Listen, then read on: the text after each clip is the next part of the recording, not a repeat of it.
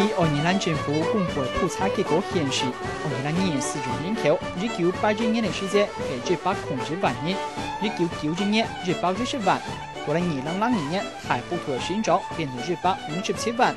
最近2026所公布的数字是866万人，外公2022年。尽管表明当的数字是当年上涨，外公进一步检视会发现，2022年的时间，全国外公2022年比例是42.8%，不过到了2026年的数据，变到了下降，变到41.9%。其中，2022年起地图外公2022年的比例下跌了波图哈纳台，从2022年的72.6%减少变成2026年的70.8%。政府的学者对这证明为，也是两团体验当中，人民速度纠结诱导所造成的，不是太小利。We would put that mostly down to a large increase in the number of people emigrating into Ireland or coming into Ireland. Non-nationals from other countries. We were dealing with a period when our economy we were at full employment, and we had a real requirement to bring people to the economy.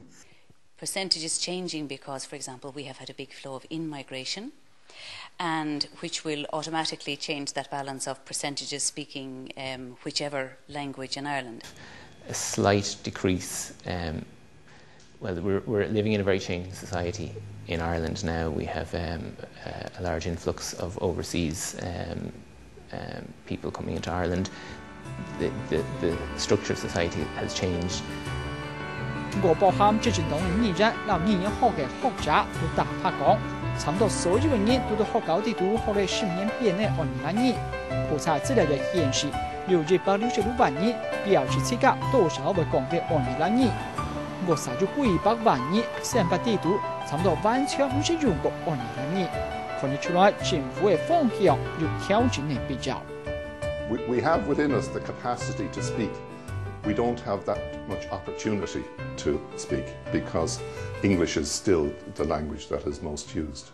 So it is incumbent on the government to put more effort and more work into developing the use of the Irish language.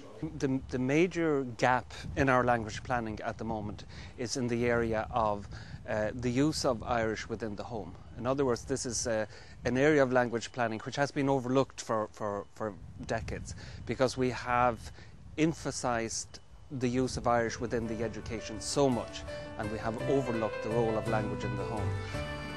面对语言使用比例降低，学者老中艺人的批评，沙基乡村2022年起步表示，佢哋最近年前的日行9個2021嘅計劃，準備推出這年嘅自主學習嘅素材，包含 CD、DVD 老讓成嘅課程，透過電視放送，來提供民眾就算讀不下，也就要接觸老使用2022年機會。以上記者陳慧文向前年對2022年所做嘅採訪報道。